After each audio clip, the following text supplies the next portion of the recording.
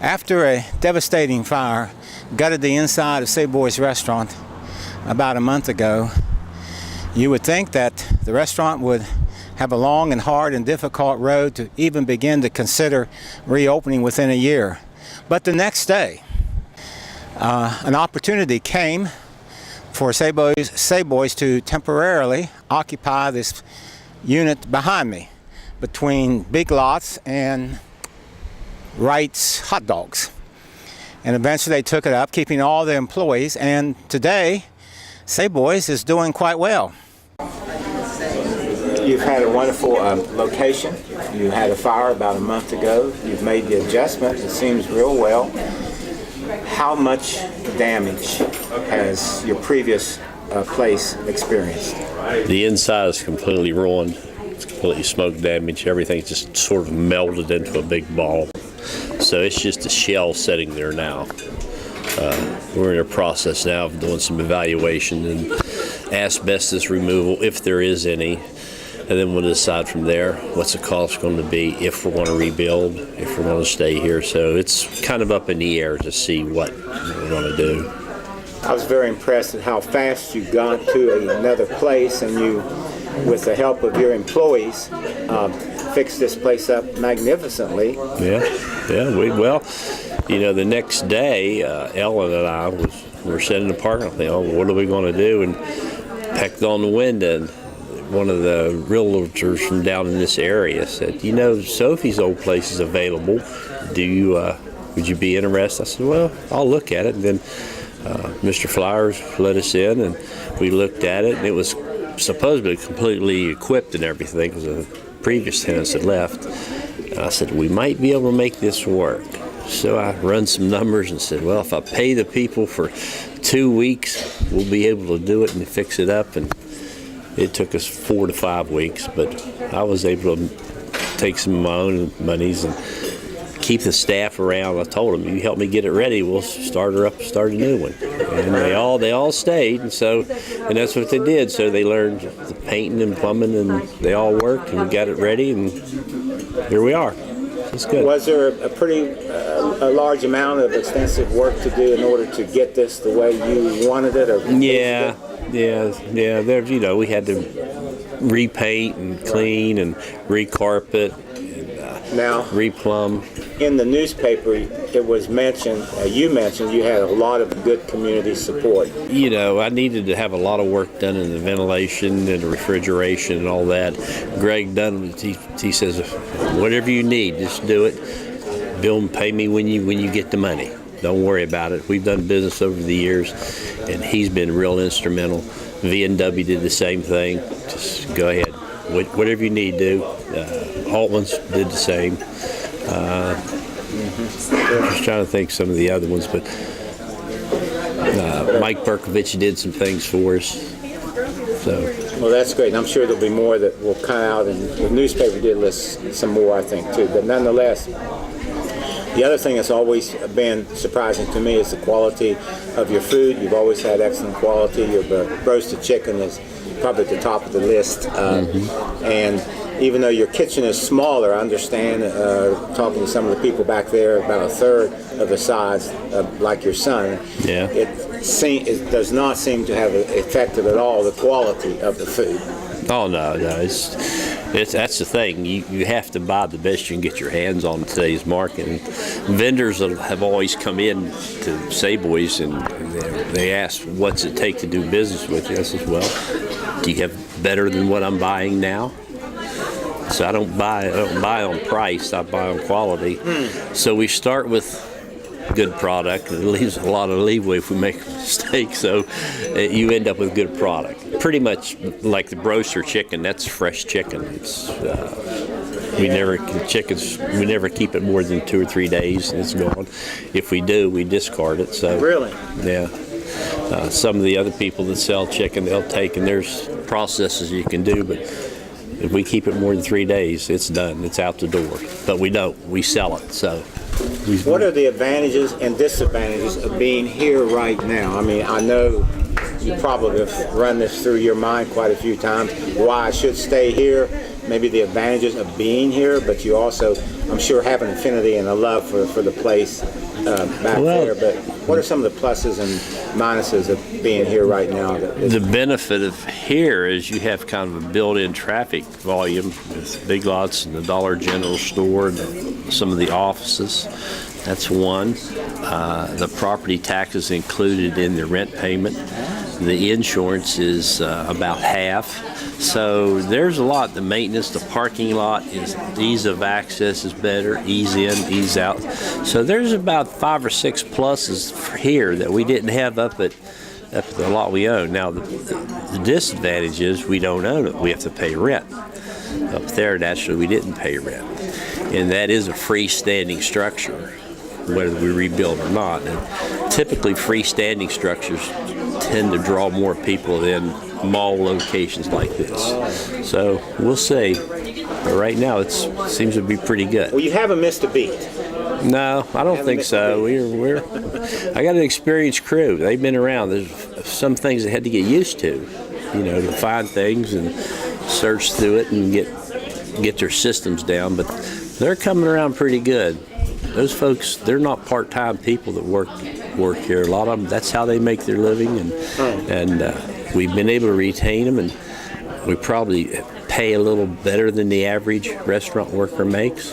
But that's okay with me, as long as we're making a little bit of money and they're making money. But I'm happy with them, so they're doing good. All right, Kenny, is there anything else you would like to share or say or mention that you think might be helpful? Not really, just, thank the community for coming out and supporting us, getting us off the ground here, and being patient and understanding that it's new, and we'll bring it back. We'll bring things on. That menu right now is exactly what it was, but it'll get back to where we were, and we'll have some good specials. But right now we're just kind of filling our way, so we had to leave a few things off the current menu. But it looks like we're going to be able to put everything back on. So that's it. Leonard, what is your responsibilities here at Sabo's? I'm prep cook, do all of the catering and stuff. How long have you been doing that? 13 years. Very good. And what's your specialty? What do you enjoy fixing, making, catering?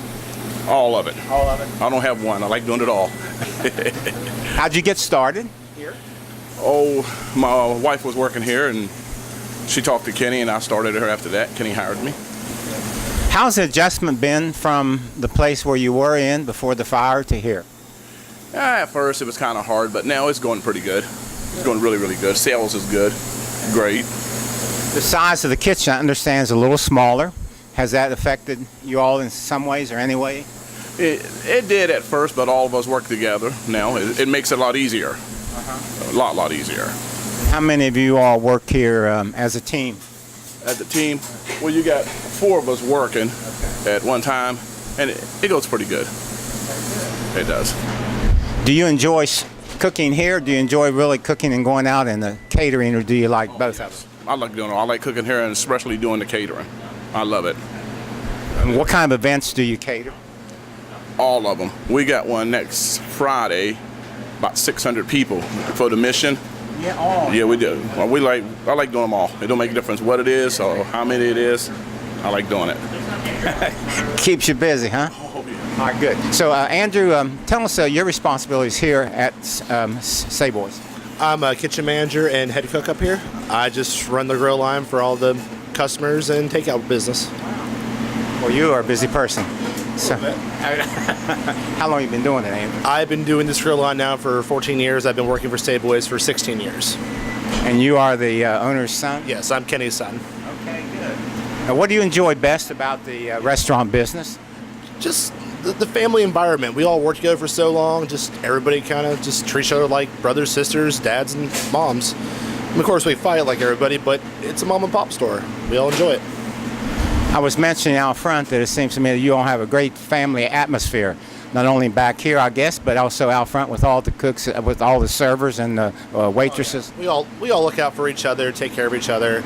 It's just big happy family. That's all. How'd that come about? What's the secret behind it?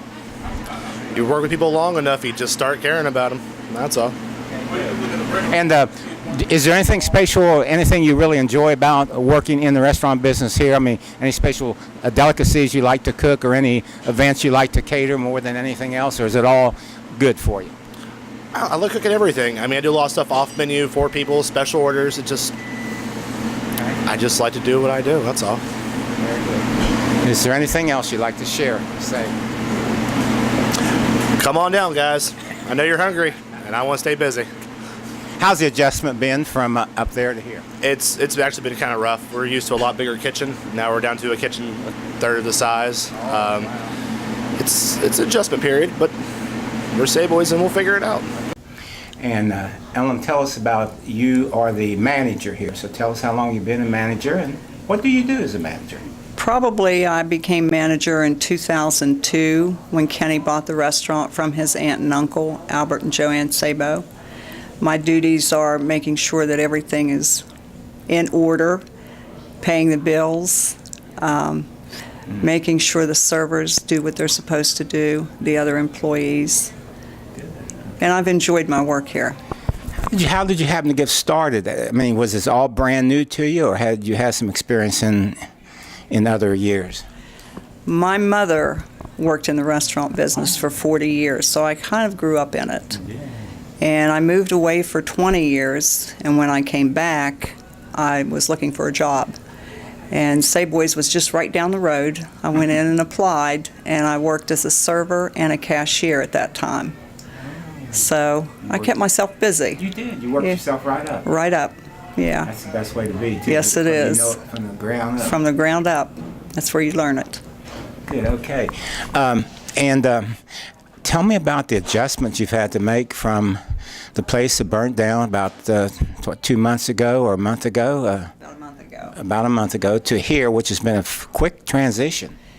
It's been a quick transition because of the employees. Okay. They've been with us every day to help get this place ready. Clean, paint, move equipment.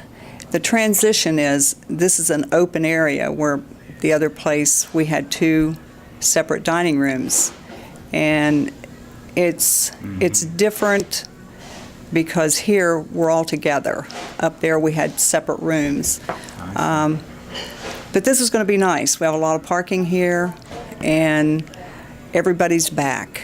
We're like family, and that's what's important. That's what intrigues me. When I read the story, it seemed like you had about 25 to 30 employees, maybe even more, and you've been a family together. You work together. What makes this such a cohesive family?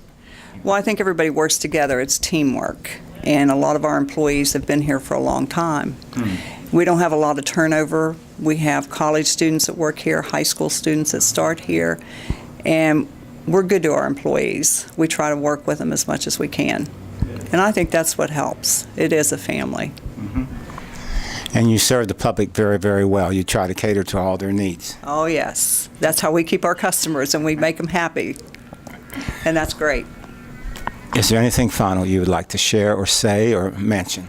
I'd like to thank everybody in the community for sticking by us. They're like family to us. A lot of our customers are regulars, and we feel very honored that they were here for us. Thank you very much, Ellen. Thanks, Dee Dee. Well, we thank you very much for watching our program tonight on Saboys Restaurant and the importance of it to Fairmont, the reasons why it's been so successful, the employees and staff and owner, and all the good things that are happening, and their ability to overcome a fire that gutted the inside of their building about a month ago. You've been watching this special program on TV 19. I'm Dee Dee Mann with a special report, a public affairs program of Spectrum and Time Warner, the Greater Fairmont Council of Churches, and PEG Access. You can watch us 24 hours on the web at http://gfcc.peg.tv, or you can go to our blog spot for all of our programs at http://tv19fairmont.blogspot.com. If you'd like to have a list of our programs, you can email me at revddman@gmail.com. REVDDMEIGHEN @gmail.com, or you can call 304-366-4511. We are on Facebook. We have a page called TV19 that you can go to for additional information and see occasional videos of things that we have done. We invite your tax-deductible contributions to the Greater Fairmont Council of Churches. We need them for your help and assistance. Those contributions can be sent to Greater Fairmont Council of Churches, P.O. Box 847, Fairmont, West Virginia, 26554. We don't receive hardly any. I think so far this year we've received 2 contributions. So we do invite those to help sustain our programs and to help us with occasional volunteers and occasional people that we can pay. We also purchase some equipment that we need. All right, so hope you enjoyed the program. So until we meet again, this is D.D. Mann saying so long, take care, and be a blessing.